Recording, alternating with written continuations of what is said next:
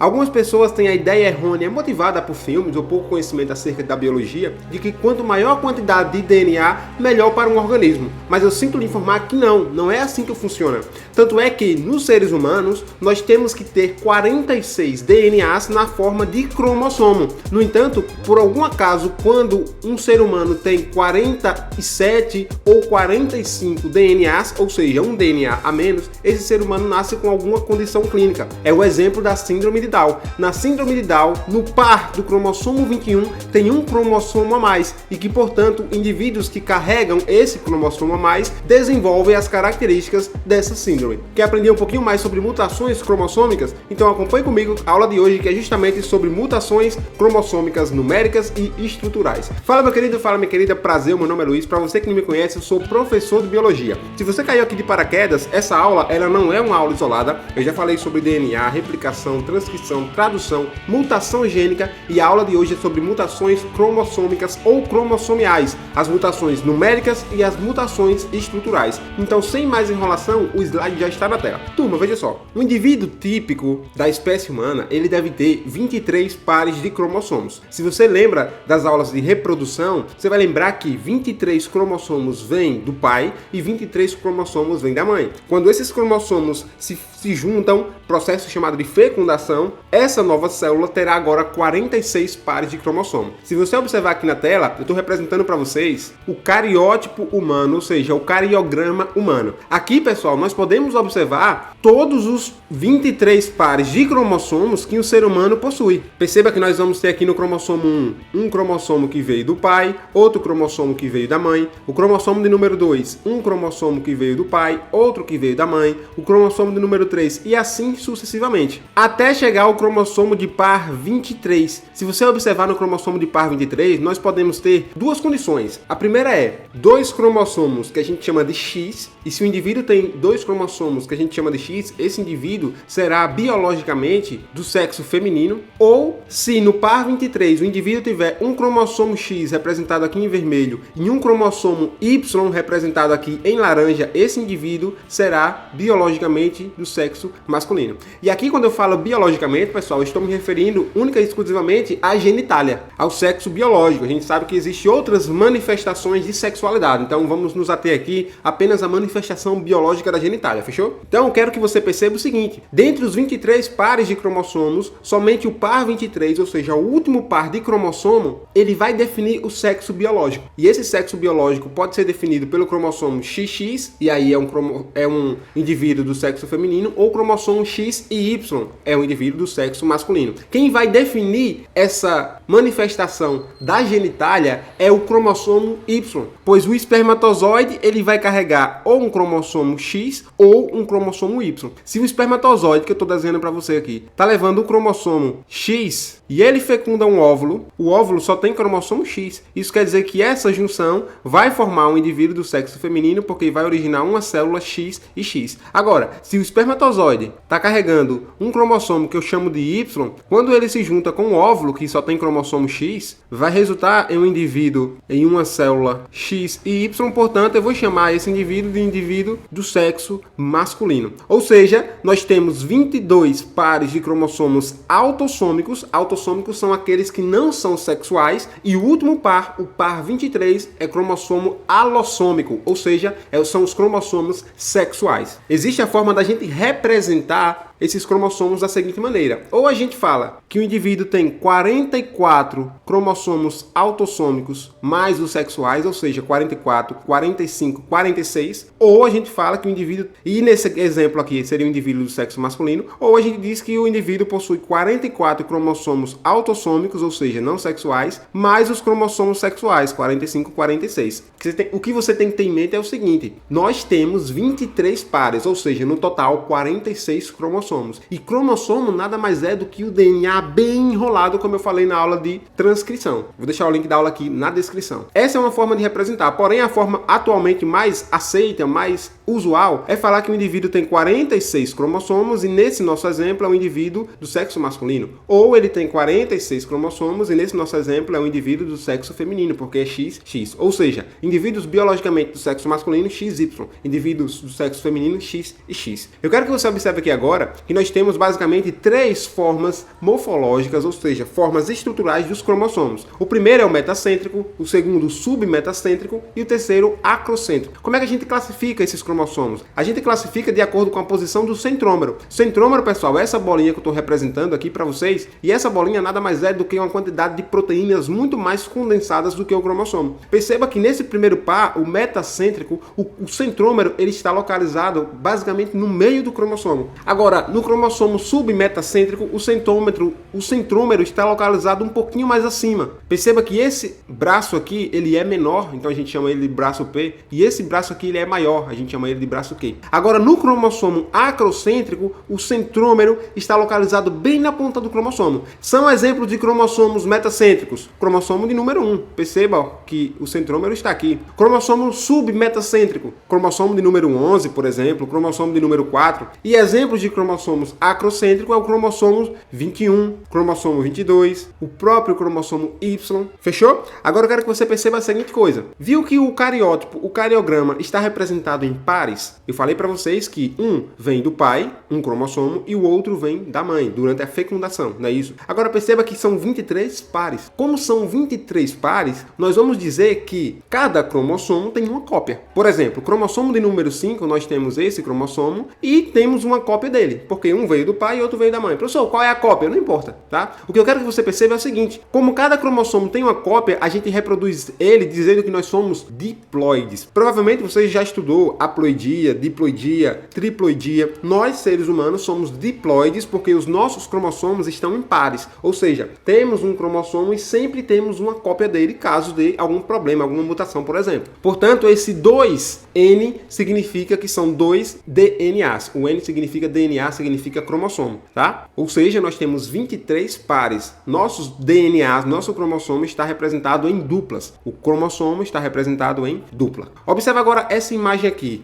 Eu desenhei um cromossomo para você, essa figura de um cromossomo. Vamos supor que esse cromossomo azul aqui seja um cromossomo que veio do pai, tá? E esse cromossomo rosa, por exemplo, ele veio da mãe. Perceba que esses cromossomos, que pode ser o cromossomo de par número 1, número 2, enfim, não importa, eles têm o mesmo tamanho, porque eles estão dispostos em pares. Isso quer dizer que durante a fecundação, cada cromossomo vai procurar o seu par. O cromossomo de número 7, por exemplo, no espermatozoide, vai procurar o cromossomo de número 7, por exemplo, no óvulo. Então eles ficam juntos. Como cada cromossomo tem o seu par específico, nós dizemos que esses cromossomos são cromossomos homólogos. Eles têm o mesmo tamanho, por exemplo. Ou seja, o cromossomo de número 12, o par de número 12, esse cromossomo tem o seu cromossomo homólogo. O cromossomo 16, esse cromossomo tem o seu cromossomo homólogo. Perceba que todos os cromossomos têm o seu cromossomo homólogo, exceto para o cromossomo X e Y. Sabe por quê? Porque o X, ó, ele é muito maior do que o Y, por exemplo. Então, nos homens, os cromossomos X e Y não são homólogos, por não carregarem os mesmos genes, uma vez que o cromossomo Y carrega menos genes porque ele é menor. Agora, nas mulheres, o cromossomo X, ele é homólogo, porque as mulheres só têm cromossomo do tipo X. Então, ó, esse cromossomo aqui, ele é homólogo a esse cromossomo aqui. Agora, observe o seguinte, se a gente pegar esse cromossomo aqui, representado em azul, e duplicar o DNA, como você aprendeu na aula de replicação do DNA, concorda comigo que vai surgir um novo DNA aqui do lado? E esse DNA ainda está mantido unido pelo centrômero. É isso que eu estou mostrando aqui para você, tá? A mesma coisa vai acontecer com esse cromossomo rosa aqui, ó. O DNA vai duplicar e vai ficar mantido unido pelo centrômero. Olha ele aqui. Turma, nesse momento eu quero que você entenda que aqui nós não temos 1, 2, 3, 4 DNAs. Na verdade, nós ainda continuamos com 2 DNAs. Um DNA aqui e outro aqui. O que acontece é que ele foi replicado. A partir do momento que a gente divide esse cromossomo, aí sim nós vamos ter 2 DNAs azul. Se eu dividir aqui, 2 DNA rosa.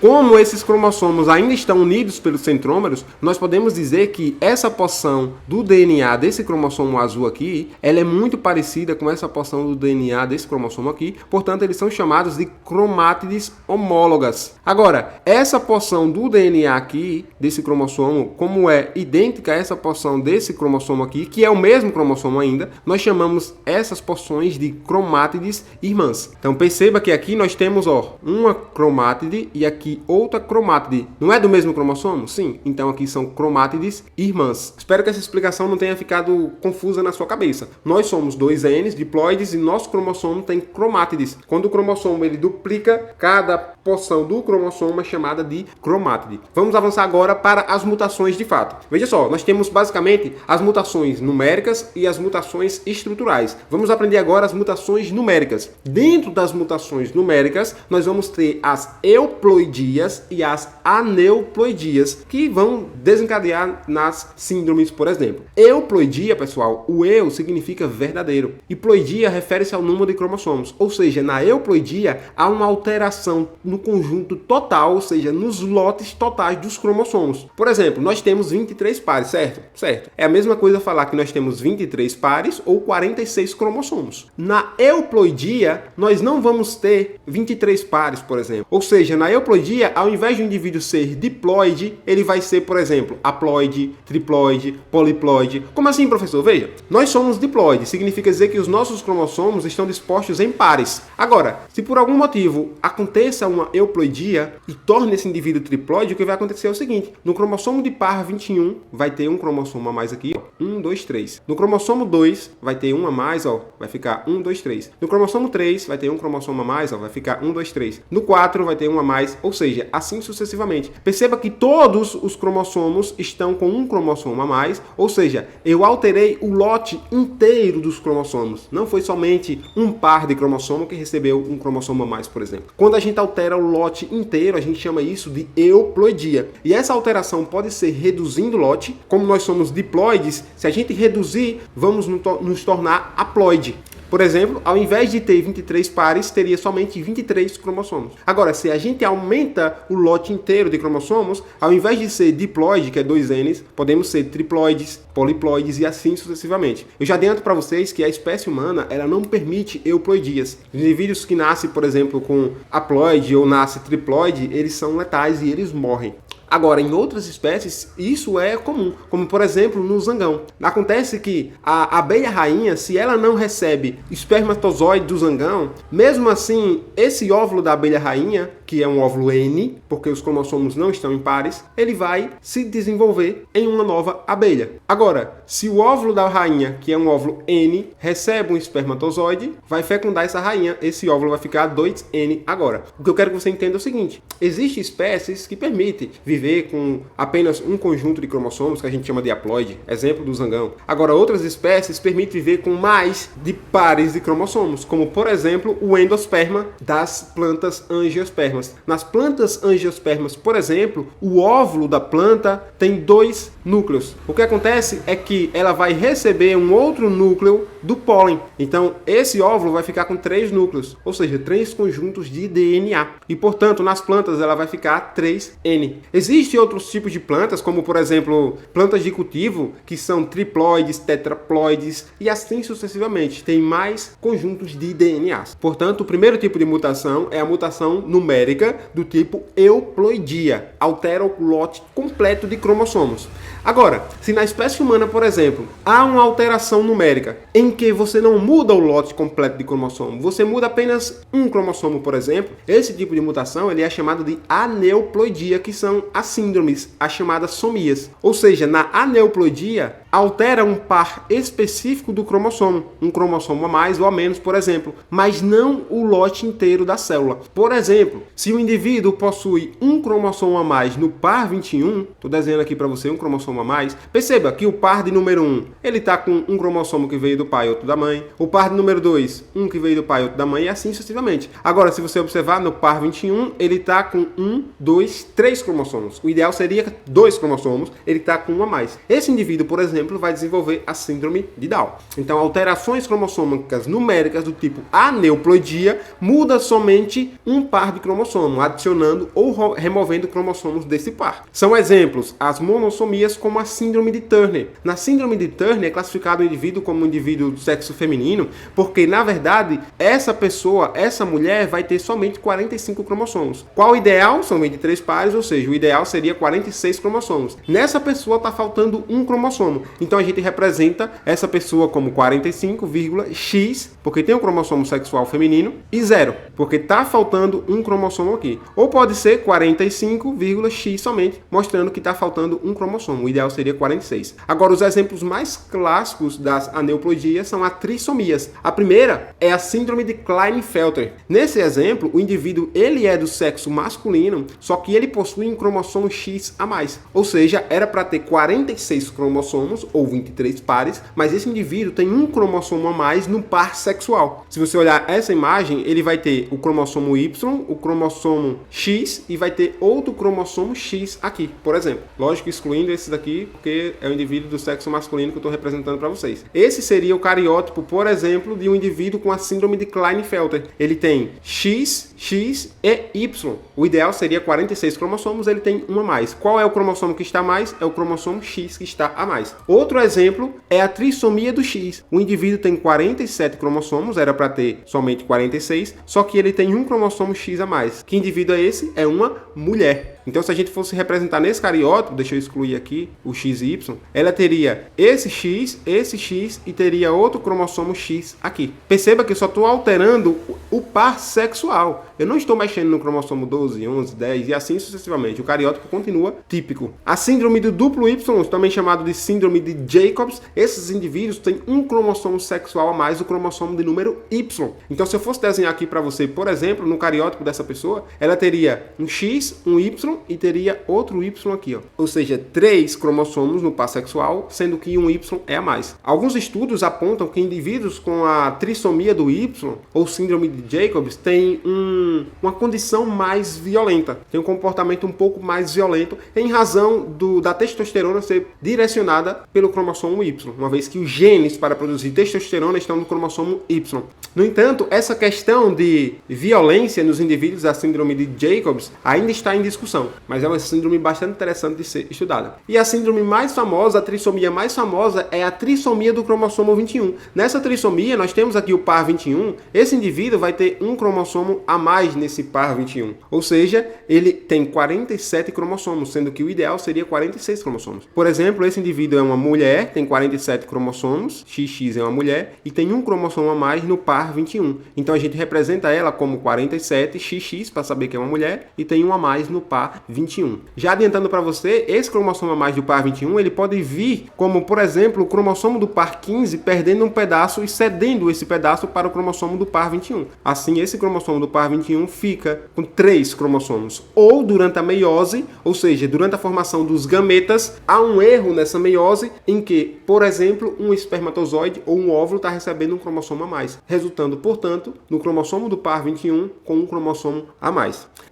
Essas foram as mutações de tipos numéricas. A gente vai ver mais para frente as mutações estruturais. Nas mutações estruturais, a gente não vai mudar no lote de cromossomos. A gente simplesmente vai pegar um cromossomo ou 2 cromossomos e observar mudanças nesses cromossomos, que serão a deleção, a duplicação, a inversão ou a translocação. Mas antes de aprofundar nessas mutações, eu quero que você observe esse exemplo. Lembra que eu falei para vocês que as plantas e cultivo, geralmente elas são poliploides? Essa razão de ser poliploide nas plantas, por exemplo, confere algumas vantagens, diferente de nós, a espécie humana, como eu falei na introdução do vídeo. Veja que nós temos aqui uma planta do cultivar diploide, que é essa planta aqui, ó. Só que se você olhar a planta do lado, essa planta ela é tetraploide, ou seja, ela é 4N. Seus cromossomos estão dispostos em 4, 4, 4, 4 e assim sucessivamente. Você consegue observar alguma diferença nessas duas plantas, entre a planta diploide e a planta poliploide? Não sei se você está percebendo, mas as folhas da planta poliploide, por exemplo, elas são mais largas. E isso já é uma vantagem evolutiva. Como assim, professor? É uma vantagem? Turma, veja,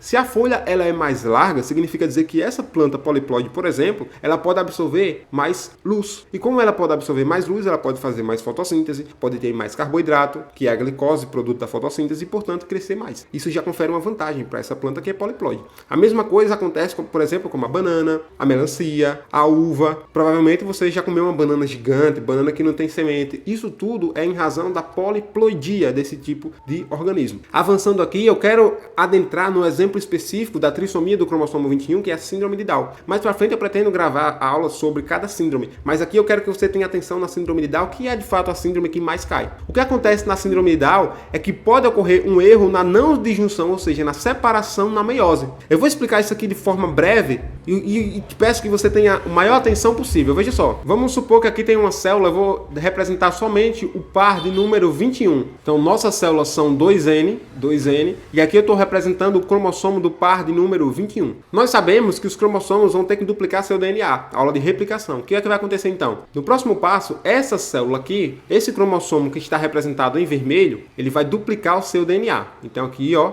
ele duplicou o seu DNA. Eu tenho aqui uma cromátide, por exemplo, que é irmã dessa outra cromátide aqui, certo? A mesma coisa vai acontecer com o par 21, que eu estou representando em verde. Vamos supor que o par de número vermelho tenha vindo da mãe. Vamos supor que o cromossomo vermelho tenha vindo da mãe e o cromossomo verde do pai, por exemplo. Pronto, ele duplicou seu DNA. Eu estou mostrando aqui uma cromátide e aqui a outra cromátide. O que acontece agora é que essa célula, ela vai passar por um evento chamado de meiose, que já tem aula gravada sobre isso, inclusive, no canal. Meiose, o que é que vai acontecer? Essa célula, ela vai dividir o seu citoplasma. Então, na meiose, vai ficar uma célula para cá e a outra para cá. Esse cromossomo aqui, esse cromossomo 21, ele vai ficar nessa célula aqui. E esse cromossomo em verde vai ficar nessa célula aqui. Esse evento aqui é chamado de meiose de número 1. Nós temos duas meioses. O que vai acontecer agora é que esse cromossomo aqui, lembra que o cromossomo está junto aqui pelo centrômero? O que vai acontecer é o seguinte: essas cromátides, essa e essa aqui, elas serão separadas. Ou seja, a célula ela vai sofrer outra divisão para separar essas cromátides aqui. Ou seja, na meiose de número 2, uma célula vem para cá, a outra célula vem para cá. O mesmo acontece nesse outro aqui, ó. Essas cromátides, elas têm que ser divididas. Então vai ficar uma célula aqui, outra célula aqui. Turma, se tudo der certo, essa cromátide aqui, ela vai ser dividida. Então vem um DNA para cá, um cromossomo para cá, outro para cá, e em verde a mesma coisa. Como essa cromátide será dividida, vem uma para cá, outra para cá. Isso aqui, pessoal, por exemplo, é um óvulo, ou pode ser um espermatozoide.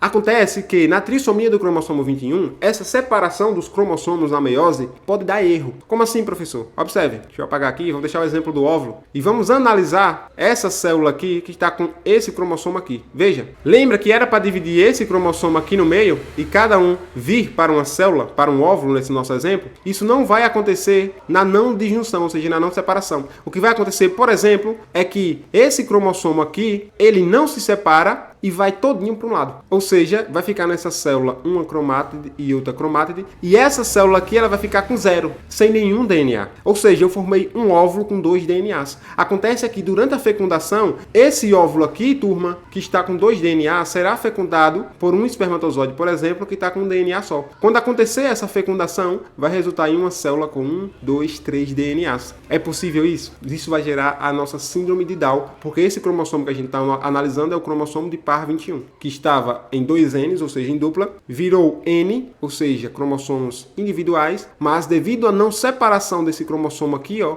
nessa etapa da meiose, por exemplo, um óvulo recebeu 2 cromossomos. Ele continuou 2N. E quando ele recebe o cromossomo do espermatozoide, essa nova célula ela fica 3N. E isso é errado, pessoal. É isso que acontece na não disjunção na meiose, uma das causas da síndrome de Down. Outra coisa que pode acontecer é a chamada translocação robertsoniana entre o cromossomo 21, 13, 14, 15 e 22, trocando pedaços. Ou seja, observe.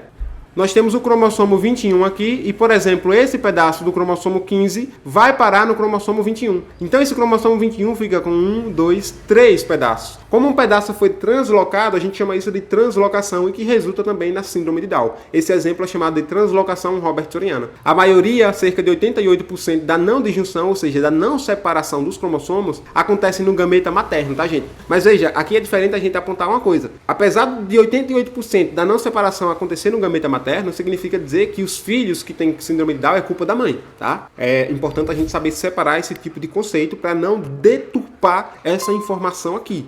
O que acontece é que os óvulos nas mulheres, eles já são formados desde que ela nasce. Diferente dos espermatozoides que estão sendo reproduzidos, formados a todo momento no indivíduo do sexo masculino, por exemplo. Ou seja, as mulheres, ela têm um número limitado de óvulos. E quanto maior a idade da gestação, maior a chance dessa mulher desenvolver um filho com síndrome de Down, por exemplo. É isso que eu estou mostrando para vocês nesse gráfico aqui, ó. Uma mulher com 25 anos, ela tem cerca de 1 a cada 1000 nascimentos vai nascer com síndrome de Down. Agora, se a gente avança para 40 anos, 1 a cada 100 nascimentos nasce com síndrome de Down. 45 anos, 1 a cada 50 nascimentos, ou seja, a cada 50 filhos nasce com síndrome de Down. Em razão dessa condição que eu acabei de explicar para vocês. As consequências da síndrome de Down é a capacidade mental reduzida, capacidade cognitiva reduzida. Além disso, você pode olhar a prega palmar, que ela é única. Todo mundo que não tem a síndrome de Down tem esse Mzinho aqui na palma da mão. Aqui, ó, tô desenhando aqui para vocês esse Mzinho. Nos indivíduos com síndrome de Down, essa prega palmar que a gente chama, ela é uma prega única, chamada de prega palmar transversa. Tem também os olhos com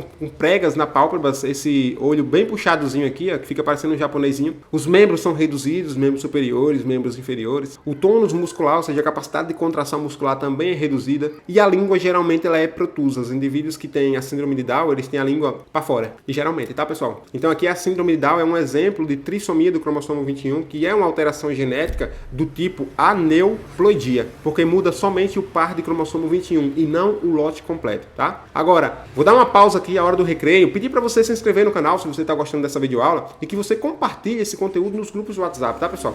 Tô começando agora o canal, então eu preciso muito dessa ajuda de vocês. Infelizmente eu não sei dançar, então eu tenho que ganhar dinheiro através da educação, tá, gente? Então clica no gostei, pega essa aula e manda para aquela galera que tá estudando também e que você já vai me ajudar bastante. Clicou? Tô confiando em você, hein? Clica aí no gostei, bota para seguir o canal, faz um comentário positivo e vamos finalizar a aula agora com as alterações genéticas, mutações cromossômicas estruturais. Esse tipo de mutação, pessoal, ela gera uma mudança significativa no material genético, porque veja só, isso acontece geralmente após quebras entre os cromossomos. Nós vimos que nós somos 2N. Cromossomo de par número 1, por exemplo, tem um cromossomo que veio do pai e outro que veio da mãe. Mas não significa dizer que esses cromossomos vão ficar bonitinhos dentro da célula. Às vezes eles podem trocar pedaços, eles podem quebrar pedaços e na hora de religar comete um erro e assim o indivíduo gera uma determinada mutação gênica, tá? Ou seja, essa estrutura alterada do cromossomo perturba a sequência gênica ou perturba o número de cromossomos de uma célula. A gente acabou de ver que quando perturba esse número de cromossomos vai gerar síndrome de Down, por exemplo. E essas mutações podem ser frutos de mutagênicos, erro na replicação ou erros na meiose, como eu expliquei na não disjunção da meiose. São 4 tipos de mutações cromossômicas estruturais. A primeira é a deleção. Pessoal, deleção vem de deletar mesmo, ou seja, o cromossomo ele perde um pedaço. Observe, nós temos aqui um cromossomo normal, típico, que tem os segmentos A, B, C, D, E, F, G. Só que esse cromossomo, por algum motivo, ele perdeu esse segmento C e D. Ou seja, ele vai ficar com esse formato agora, ó, A, B,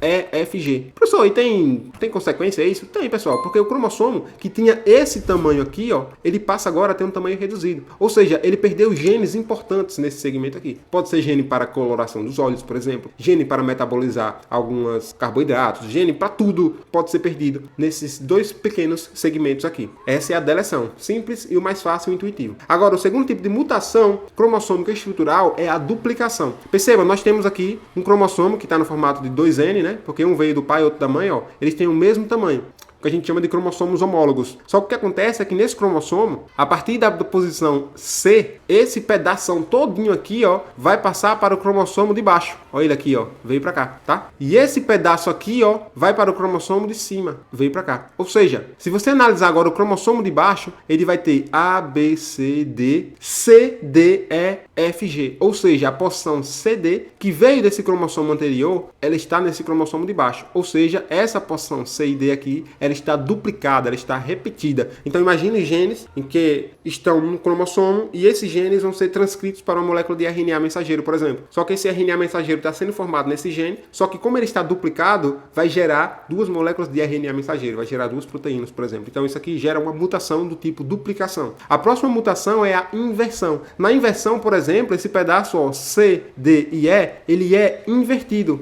Então era para ser A, B, C, D, E, F, G. Ficou A, B, C, ficou A, B, E, D, C. Perceba que essa parte aqui ela está invertida. A, B, E, D, C, F, G. Ao invés de A, B, C, D, E, F, G. Quando essa inversão ela acontece próximo ao centrômero, tá aqui o centrômero, tá? E por exemplo, A, B, C, D. Esse B troca de lugar com o C. Como essa inversão está próxima do centrômero, eu chamo essa inversão de inversão pericêntrica. Agora, se essa inversão acontecer, por exemplo, entre A e o D, que está distante do centrômero, eu chamo essa inversão de inversão paracêntrica. Fechou? Peri vem de perto, pericêntrica perto do centrômero. Para vem de longe, paracêntrica, inversão distante do centrômero. E para finalizar, pessoal, a última mutação do tipo cromossômico estrutural é a translocação. Na translocação, nós temos aqui dois cromossomos não homólogos, ou seja, um exemplo, o cromossomo de baixo é o cromossomo 21 e o cromossomo de cima é o cromossomo 15, por exemplo. São cromossomos diferentes, cromossomos não homólogos. Nesse tipo de translocação, perceba que essa porção aqui, ó, C, D, E, F, G, ela vai ser translocada para o cromossomo de baixo, olha ela aqui, ó. E essa porção aqui desse cromossomo de baixo, ela é translocada para o cromossomo de cima, olha ela aqui, ó. Perceba que o cromossomo de baixo, ele ficou muito maior. Aí você deve estar se perguntando, professor, mas essa translocação não é a mesma coisa de duplicação, não? Não, pessoal, porque na translocação, os trechos não se repetem. É um cromossomo que perde um pedaço para um outro cromossomo. Essa translocação pode ser recíproca, como o nosso exemplo aqui, por exemplo, o cromossomo 21 perdendo um pedaço para o cromossomo 15 e o cromossomo 15 para o cromossomo 21, ou pode ser uma translocação não recíproca. Um exemplo de translocação não recíproca é a translocação robertsoniana, em que um cromossomo 15, por exemplo, perde um pedaço que vai para o cromossomo 21. Desse modo, o cromossomo 21, ao invés de ficar com 2 cromossomos, vai ficar com 3 cromossomos, gerando a síndrome de Down,